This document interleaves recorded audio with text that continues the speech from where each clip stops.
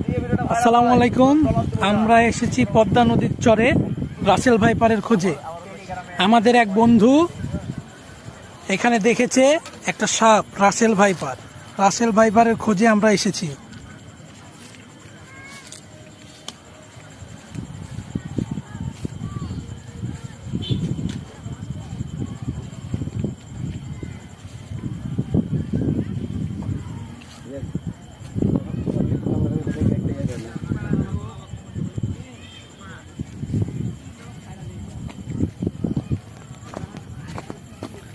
এখানে কি মনে হচ্ছে ধরছে, এদিকে আয়, তাড়াতাড়ি তাড়াতাড়ি।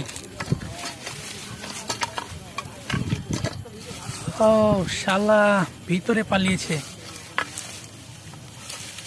ঠিক আছে, আমাদের সার্চ চলবে, আজকে অভিযান চলবে রাসেল ভাইপারের খোঁজে।